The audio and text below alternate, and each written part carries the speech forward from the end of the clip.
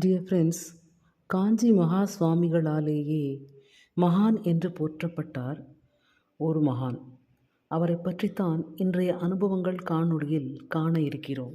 அதற்கு முன்னால் உங்களுக்கு கற்பனையாக ஒரு டாஸ்க்.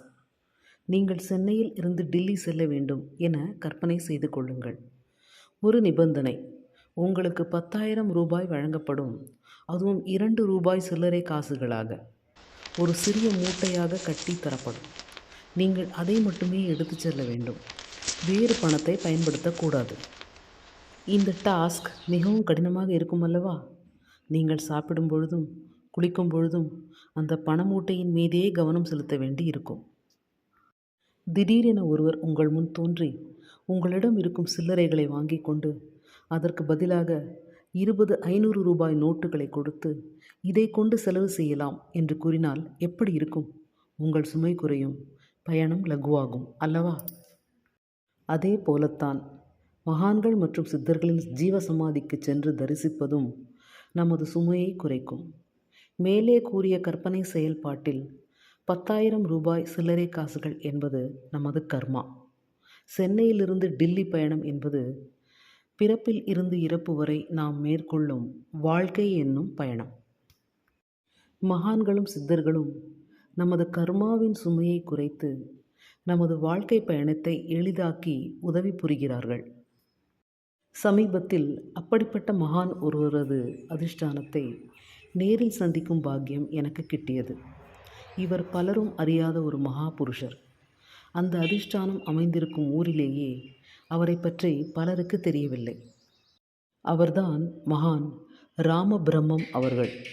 அவரது அதிஷ்டானம் அமைந்திருக்கும் இடம் அரியலூர் மாவட்டத்தில் உள்ள திருமழபாடி என்னும் சிற்றூர். ராமபிரம்மம் சுவாமிகளை பற்றி திருமழபாடியில் வசிக்கும் முதியவர் ஒருவர் கூறிய தகவல்களை உங்களுக்கு இந்த காணொளியில் தருகிறேன். இப்பெருமகனார் தீராத நோய்களை தீர்க்கும் மருத்துவராக விளங்கியுள்ளார். இல்லறவாசிகளான நமக்கு வழிகாட்டுவதற்காக சுவாமிகள் இல்லறவாசியாக வாழ்ந்து பின்னர் துறவறம் மேற்கொண்டுள்ளார். சுவாமிகள் வைத்தியம், மாந்திரீகம், ரசவாதம், கூடு விட்டு கூடு பாய்தல், நீரின் மேல் நடத்தல் போன்ற பல சித்திகள் கைவர பெற்றிருந்தார். அம்பிகையின் லலிதா சகஸ்ர நாமத்தை 5 கட்டை சுருதியில் ராகத்துடன் பாடும் ஆற்றல் பெற்றிருந்தாராம். இப்படி பாடுவது அத்தனை எளிதான செயல் அல்ல. சுவாமிகள் தனது தவ வலிமையால் பாம்பு கடித்தவரை உயிர் பிழைக்க வைத்துள்ளார். கண் பார்வையற்றவருக்கு பார்வை கிடைக்கும்படி செய்துள்ளார். இவரது தவ வலிமையை ரமண மகர்ஷி, காஞ்சி மகா சுவாமிகள் போன்ற ஞானிகளும் அறிந்திருந்தனர்.